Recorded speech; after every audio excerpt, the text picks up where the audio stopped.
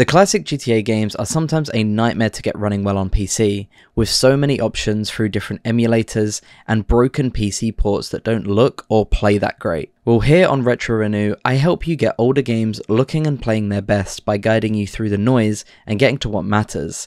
And what matters is what versions, mods, settings and emulators should you be utilizing to get the most definitive experience. Today, we're going to be covering every older GTA title starting at GTA 3, then we'll make our way onto Vice City, and then San Andreas, and we'll end the journey at GTA 4. To make the video a lot easier to digest, I've made a spreadsheet that will be linked down in the description. This will feature all of the links for each GTA so you can find everything in one place. You can also use the video's timestamps that will be throughout if you need to jump around to different points. With all of that out of the way, let's not waste any more of your time and dive into finding the best way to play these classic GTA games.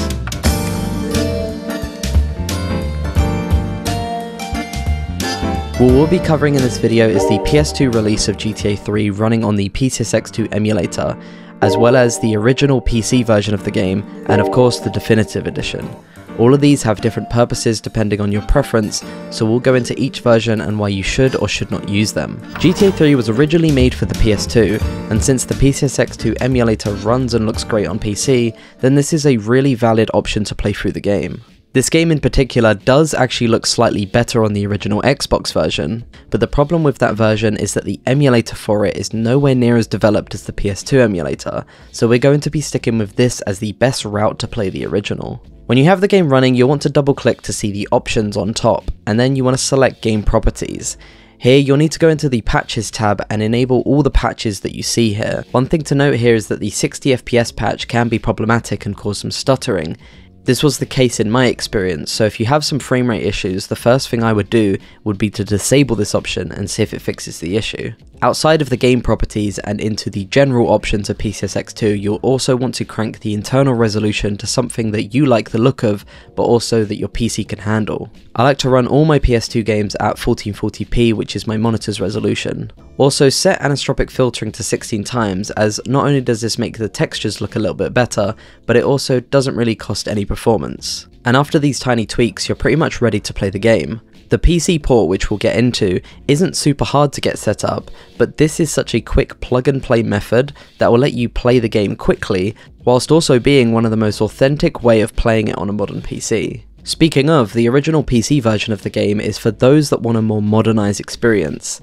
Something that will offer better controls, frame rates and visuals. Similar to other GTA titles we have covered on this channel so far, the most annoying thing about this version is the availability. See, Rockstar delisted the original games from Steam when the definitive edition came out, so that means that we're going to have to find other ways to get a copy of the game. The first option would be the Rockstar Games Launcher. They sell the whole trilogy on there as a bundle. You can also buy a physical disc copy of the game really cheap on secondhand marketplaces. Then all you need to do is install it from the disc and get a no CD patch. All this patch does is stop Windows asking you to put the disc in every time you want to play. Of course, that's the easy part about this because a lot of you do not have disc readers in your PC nowadays. The other way to get your hands on a copy is through a Steam key, but the prices are pretty crazy here due to limited availability. Of course, there are other ways to get a copy of this game online, but we can't go through that information on this channel. When you do get a copy of the game, you'll want to mod it in order to A, fix a lot of issues with the port, and B, add back features that are missing to make it more definitive.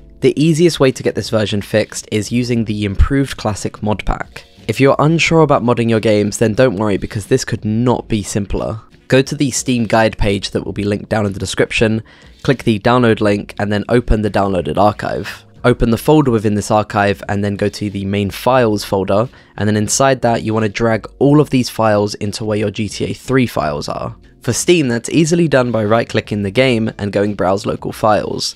Then you just need to drag all the files from the archive into your game directory and say yes when prompted to overwrite. You can then just launch the game and start your playthrough. The powerful thing about this mod pack is that it's not changing or adding anything subjective. It's simply fixing what's broken in the original PC port and restoring lost content. For example, many of the high quality audio files are ripped from the PS2 version for this mod, and the better vehicle models and details from the original Xbox version are ported here as well. This makes the PC version a definitive collection of everything great about every port. The other amazing mod for this version is RE3, which is a project that reverse engineered the game. The problem with this is that Rockstar shut down this mod, so getting your hands on it is quite difficult. There will be a Steam guide that will be linked down in the description that helps you get a link for it using the Wayback Machine. You may get an error clicking this link like I did, but if you just click show all here, you'll be taken to a different page where you'll click the blue link that you see on screen here, and then you'll get a list of all of the archive download links for the mod. Clicking the top one on this list will just start the download straight away. Installing this mod is pretty much exactly the same as installing the improved classic mod pack. All you need to do is open the downloaded archive and then drag all these files into your GTA 3 installation. The only difference here is that you'll need to be now opening the game using re3.exe instead of GTA3.exe. If you're using a platform like Steam, then Steam is going to open that GTA3.exe, so all you need to do here is delete that .exe and rename the RE3 one to GTA 3. Now when you open this game up, you can go into the options and see that this mod has added a ton of new things that you can change.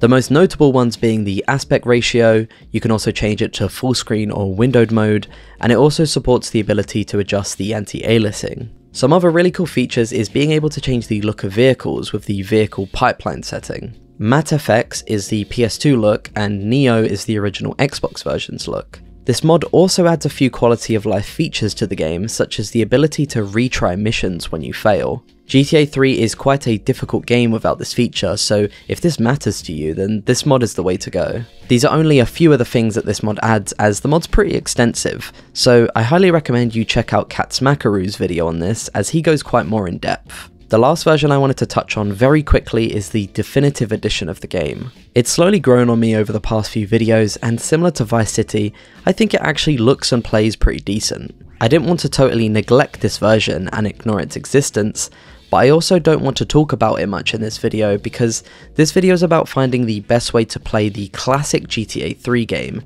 and this version strays way too far away from the original art style for me to fully recommend it. If you do go with it just out of easy access and availability, then I completely understand, and my only recommendation is that you make sure you utilize the classic lighting setting in order to get as close to the original look of the game as possible. With all these versions highlighted, let's try to answer that question that we asked at the start of the video. If your goal is to relive this classic title in the most pure way possible, then please go with the PS2 version running on the PCSX2 emulator. Whilst I personally prefer to play the PC version of these older games with mods and tweaks, I can't argue with the fact that if you want the original experience, then you have to play the original game, and this method offers that. Just be aware that choosing this method also means that you're going to get inferior performance and visuals due to this being an older title. You can't unfortunately change things like draw distance, so you're getting what you're given with this version. If however you are someone that wants the more modernized experience with all the modern comforts that PC brings, then I think RE3 is the way to go. It's so simple to set up and fixes most if not all the problems with the PC port. I think simple additions to the game like the mentioned retry missions feature makes this title way more accessible and less frustrating of an experience. Of course, if you went with emulation, then you'd have a similar feature here with save states, but this is such a seamless way of implementing this feature that if I hadn't known that it was added through this mod, I probably would have thought that it was base game. The improved classic mod pack is also great, and I don't think you could go wrong with picking that or the RE3 mod. Playing these two mods back to back, I felt that RE3 gave me a smoother experience, and alongside that we also get the extra settings that we can tinker with, and it also adds quality of life improvements on top of the fixes, and I think all of that gives it a slight edge over the improved classic mod pack.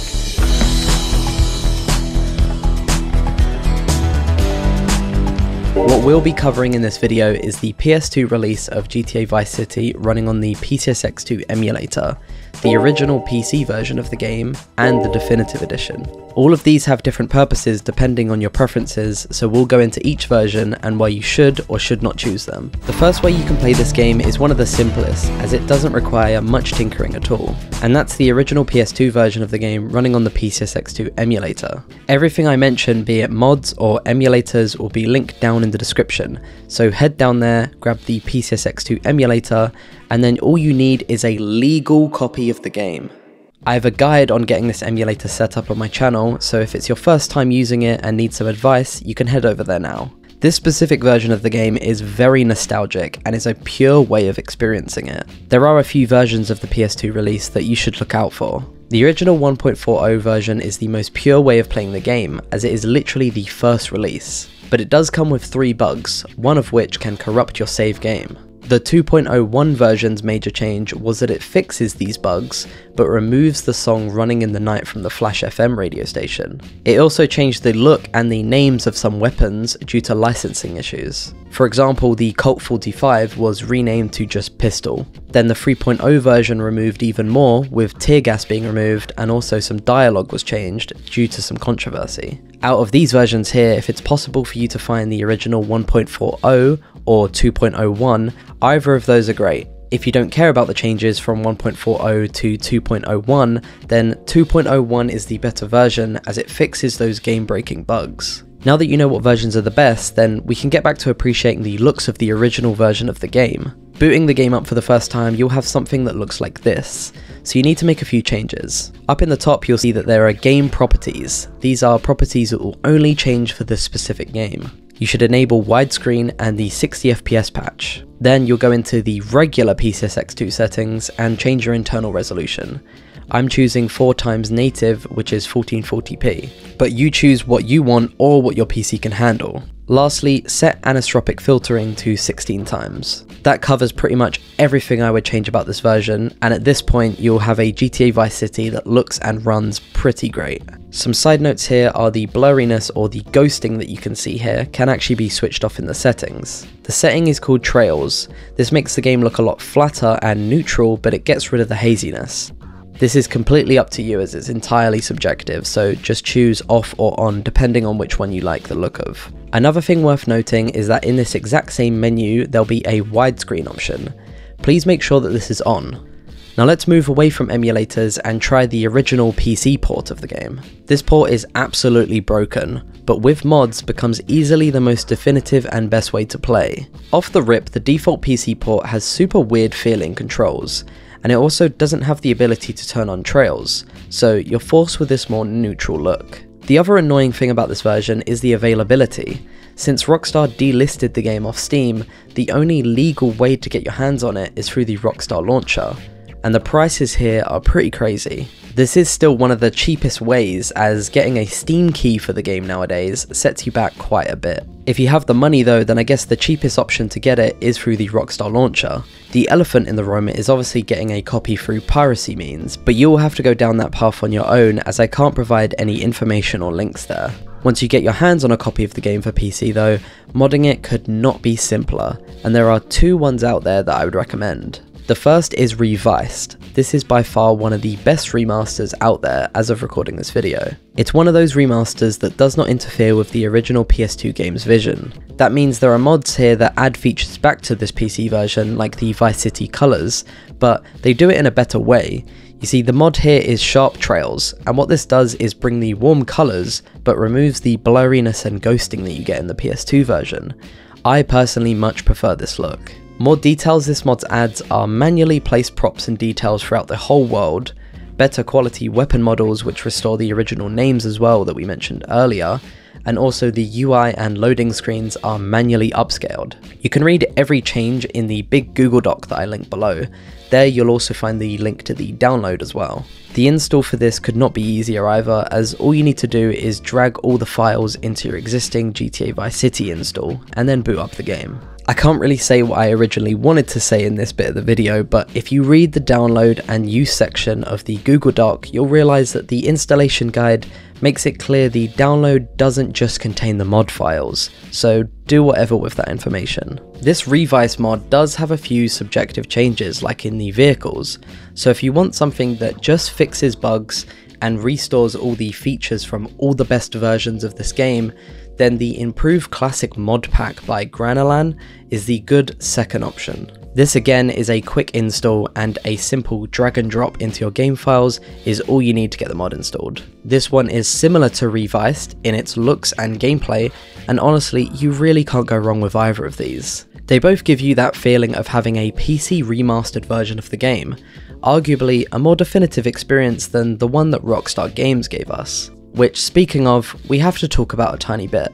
See, in my GTA San Andreas video, I actually saw quite a lot of people touting it as a great way to play the game, which was surprising to me. So I gave the Vice City Definitive Edition more of a shot this time to see if I could recommend it, and to be honest, it wasn't terrible. This was my first time playing this version of the game, and the updates that they have been doing to it since release have clearly done something. I don't think I'll ever be able to see this art style that they went for anything but ugly, and I still really do not like how the characters look.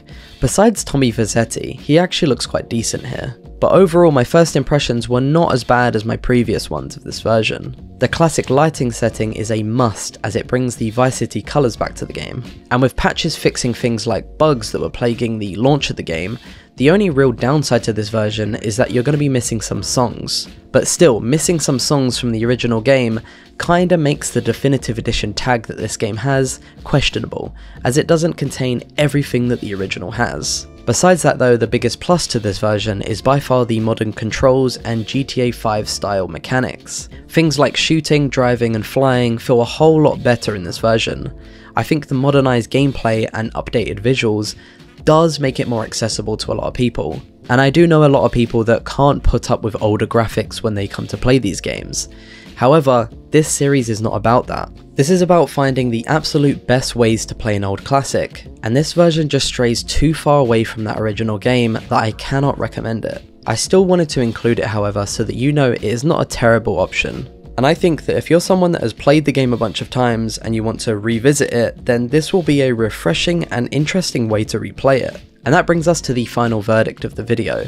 These three ways of playing GTA Vice City are arguably the best, but we must crown one of them the winner. And like my previous video in this series, it does of course come down to many factors. Firstly, if you are somewhat of a purist and want the closest to the original experience you can get on PC, then you cannot go wrong with emulating it on the PS2 emulator. Over the years, this emulator has come closer and closer to looking just as the original hardware does. And the benefit of being able to choose if you want to crank it up to 4K internal resolution, run it in widescreen, and so much more is really great. If however you are someone that wants a more modernized experience, that is easy to set up, collects the best version of every game into one definitive package, then you need to go with the original PC port, but with mods. If you're playing Vice City for the first time, then I think Reviced is a great choice, and will give you an amazing first impression and experience throughout. But also the improved classic mod that we mentioned is also great, so just choose either of those and you're gonna have a great time.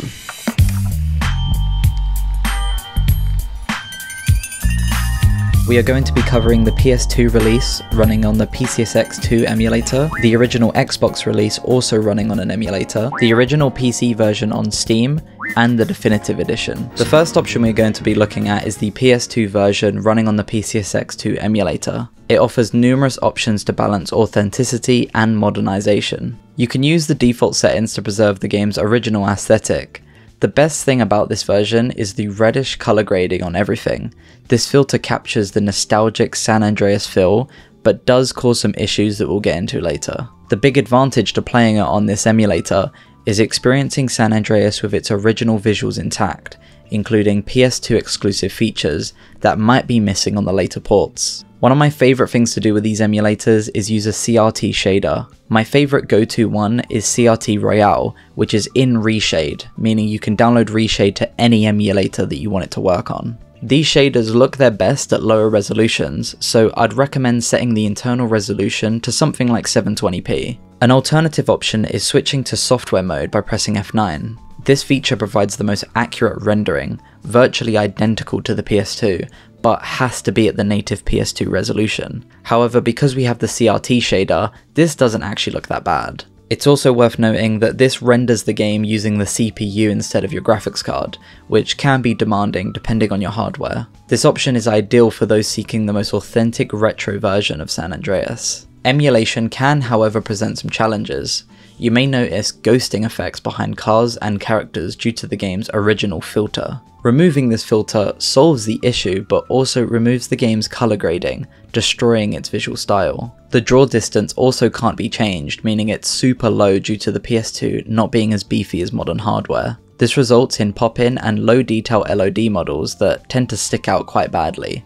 This is especially noticeable at higher resolutions. The loading screens are also really lengthy, The PS2 version of this game actually has a 30-second timer regardless of hardware capabilities, whereas the other versions that we'll get to later have different loading times depending on your hardware. Here are the settings I've been using to get the game to look as clean as possible.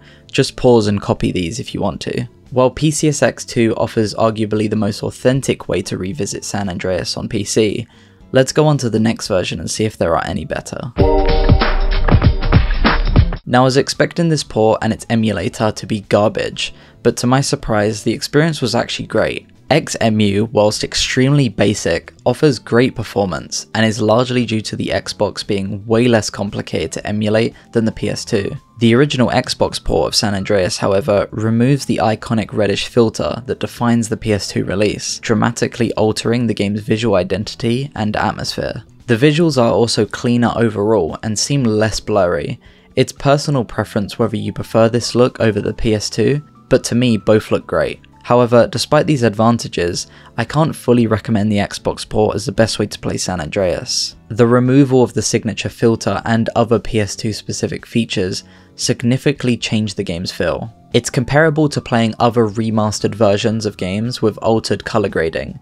It might look cleaner and modern, but it loses some of its original character. Think of Metal Gear Solid 3 without the green. A significant drawback is the lack of customization options when using XEMU. Unlike PCSX2, which offers many settings to tweak, XEMU provides far fewer ways to fine-tune your experience. This isn't the end of the world, but it's something worth noting. For example, there are no built-in native widescreen patches like there is for PCSX2. The Xbox version is stuck in a 4:3 ratio, and you can of course force 16:9, but it causes everything to be super stretched. The ghosting effect we also saw in the PS2 version is still present here as well, which can be quite distracting during gameplay. This version surprised me because the original Xbox version was actually so close to being the definitive version if it was not for removing the filter. If we could somehow combine the performance of the XEMU emulator with the iconic visuals of the PS2 release, then we'd be set.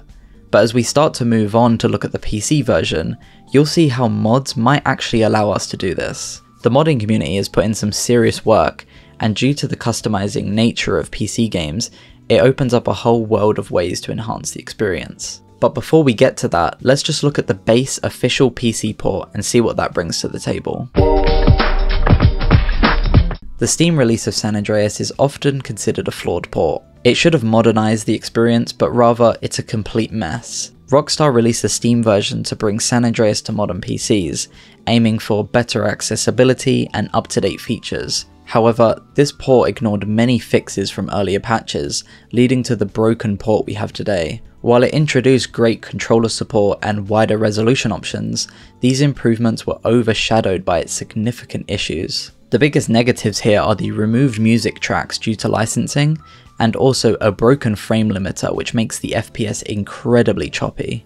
You can turn off this frame limiter, but like a lot of older games, it completely breaks the game's physics, making some missions impossible to complete. It's of course possible to mod the game, and it's actually really easy to do so. The first important thing is to actually downgrade the game from its Steam version. By downgrading the Steam version to the 1.0 retail release, you'll restore removed content and increase mod compatibility. This process then opens up the use of mod packs. There are a few available through the Steam guides page, but I picked this one. You can choose whichever one sounds best to you, however. This process also took me maybe 15 minutes, and a lot of the time was actually spent downloading the mod pack itself. The downgrader is a super straightforward installation setup, and then the mod pack is zipped and a simple drag and drop into the game files. This totally transforms the port from one of the worst to one of the most definitive ways to play this game. The iconic visuals of the PS2 are here, along with the improved performance and frame rates you get from a PC version. The problem of draw distance and pop-in issues are also practically not here anymore. These mod packs also offer bug fixes, restored features, and gameplay enhancements, combining the best elements from different versions into one ultimate San Andreas experience. Things like the frame limiter mentioned earlier are pretty much fixed here, meaning you can play at higher frame rates. Whilst this is an amazing way to play, there is still one version that we need to get to, the definitive edition. This version should have been the best way to replay or play the game for the first time, but it just sucks, even after updates. When Rockstar first announced the definitive edition of San Andreas, it was exciting to finally get a modern take on the classics. However, the release did not meet expectations. We were promised improved graphics and gameplay enhancements whilst maintaining the classic feel, but what we got was an absolute disaster. Simply put, the game just looked extremely dumb and goofy. It made the game look like The Sims, and I just never understood why they went with this art style. There was some good in there though. They introduced features inspired by GTA 5, including modern controls, updated minimaps, improved drive-by shooting, and the ability to restart failed missions immediately. The negative reception was immediate and widespread. Many felt that this version failed to capture the essence of San Andreas, introducing new problems instead of enhancing the experience. Even after initial updates, visual glitches and performance issues persisted. There was a pretty big recent update that added the feature Classic Lighting Mode, which recreates the original game's atmosphere. It also came with significant improvements to weather effects, particularly the rain. While these efforts have improved the game, I just still cannot get behind it due to the foundation that is the art style. I don't think they're going to change it anytime soon. The definitive edition of San Andreas is in a better state than at launch, but it still struggles to fully capture the magic of the original. It's fun to play for those who want the modern controls and quality of life features, but I can only recommend this version to someone that has played the original thousands of times and just wants a different way to experience it, albeit a pretty strange way to do so. With multiple versions available, it's important to compare them directly. Now that we've gone through each version, let's examine how each version stacks up in terms of visuals, performance, and overall gameplay experience, and then decide which version I recommend you play. After exploring all these versions and tweaks, you might wonder which one comes out on top. The truth is, the best way to play San Andreas depends on your preference and priorities. We've seen that each version has its own strengths and weaknesses. The PCSX2 emulation offers that classic PS2 look, whilst emulating the original Xbox port provides smoother gameplay. The Steam version is easily the worst out of these three, but becomes super impressive with the right mods. And then the definitive edition, despite its improvements, still faces challenges with its art style. The key question here is, are you prioritizing that authentic retro experience, or the most modern experience possible? For those craving nostalgia, the PCSX2 emulator is a no-brainer, and put a CRT shader on it as well if you want that full retro experience. If, however, you're after the best graphics and performance, a heavily modded Steam version is your best bet. It's going to give you the cleanest image whilst retaining that original style. After considering all the options though, I need to recommend the modded Steam version as the best overall experience. It offers a perfect blend of nostalgia and modern improvements, allowing you to customize the game to your liking. With the right mod pack, you can recreate the PS2 aesthetics whilst enjoying the better performance that comes with the PC version, as well as expanded content and a ton of bug fixes. However, each version has its merits, and your choice comes down to your personal preference. Whether you're looking for nostalgia or a modernized take on the classic, there's a version of San Andreas that fits your needs.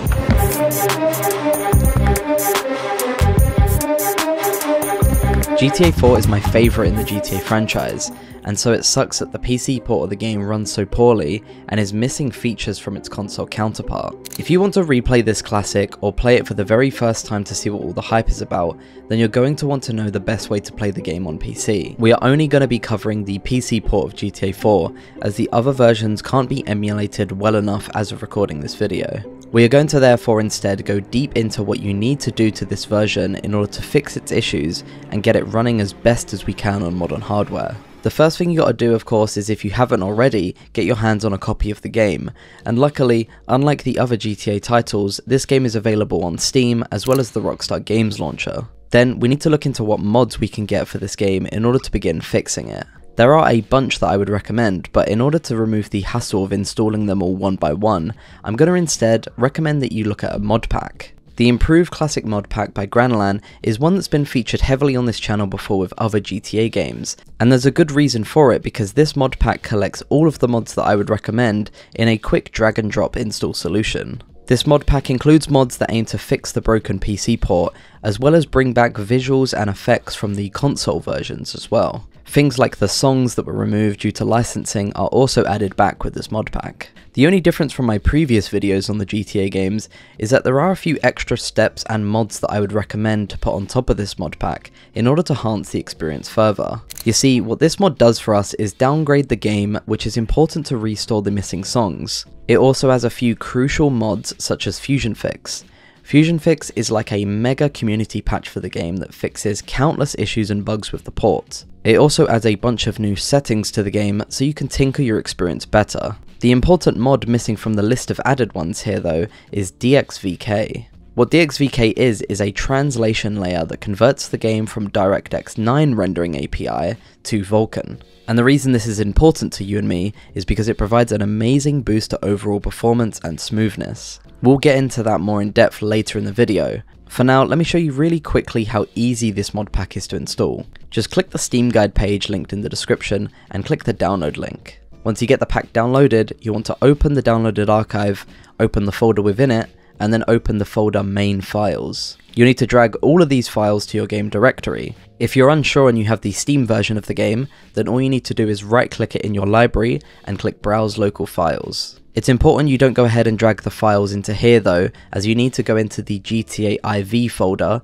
and this is where you want to drag the files. Once you've done that, you'll want to open the PC folder and tweak the steam.ini file. I'm going to be using the Notepad++ text editor throughout this video, but you can use the default Notepad one and follow along. All we want to do in this file is change all of the values from 204800 to 409600. This is so the game can utilize 4GB of RAM. This is the max that the program can use, as GTA 4 is a 32-bit application.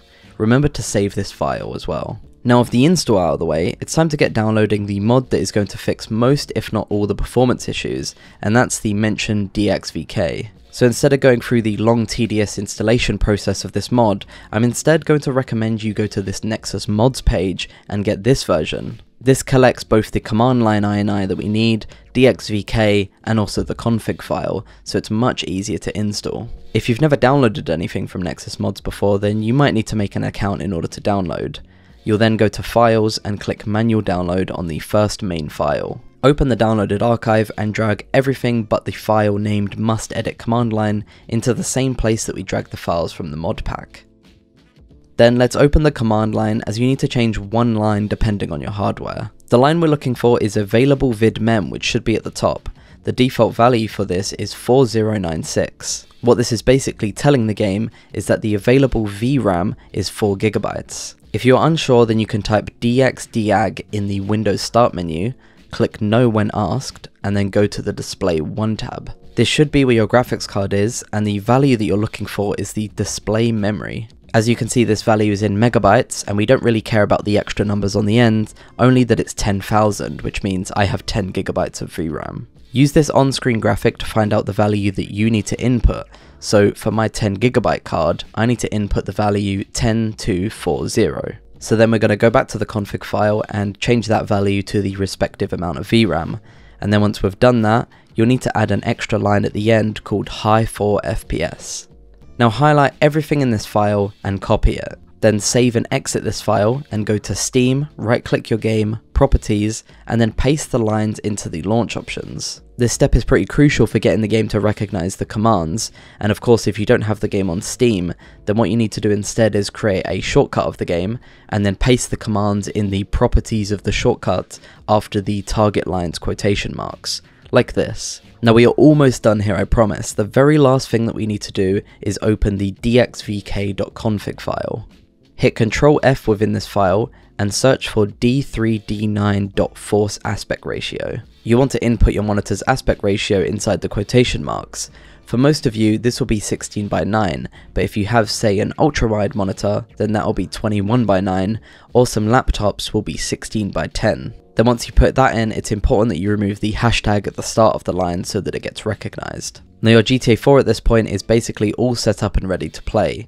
The only crucial thing that you need to look out for is make sure that you're running the game at a maximum of 60 FPS. You can play without the 60 FPS cap, but the problem is that you'll need to keep setting it back to 60 in order to complete some missions. Running at higher frame rates causes the physics to break in this game, which does come with some game-breaking issues that prevent you from completing some objectives. That's why I think it's best to just lock it at 60 and not have to think about it. If you go in game and then to settings, there is now a setting in there for you to limit the FPS. This is by far the easiest way to do this as it's right in the settings, but if not, you can always use the Nvidia or AMD control panel. I haven't tested this in this game specifically, but for most games, setting it in your graphics card control panel usually gives you better input lag and frame times if that matters to you. This is one setting within the game that Fusion Fix has added. The other settings are pretty dependent on how powerful your hardware is, but there are a few that I would say are strongly recommended to set. For example, in display, the options in green are purely what I would consider personal preference, so you can set these to what you want. However, the ones in red are settings I would recommend that you set them exactly as they are on screen. Things like screen filter, for example, should be set to default to keep the original style of the game. Just pause here and copy the settings in red and then set the ones in green to your liking. Here's the same for the graphics tab. Again, the FPS limiter should be set to 60 if you have not set it outside of the game. And from texture quality down to night shadows, these settings are not just personal preference, but should be changed if you experience frame rate issues. Specifically, water and shadow quality are quite intensive on your system, so I would change those first. Texture quality can be left at high for most people, as it depends more on the amount of VRAM that you have rather than the raw power of your machine. Having all of this set up and playing this game at a solid 60 FPS was such a great feeling. This game's PC port has always irritated the hell out of me, and despite getting it to this state was quite long-winded and sometimes complicated, I hope I at least made it easier to digest and understand. I think the mod pack, for example, helps a bunch, as installing all of these mods one by one would have been such a headache. Ultimately, despite myself actually enjoying tinkering with my games, sometimes you just need something quick and easy so that you can think less about the technical details and get to playing the game.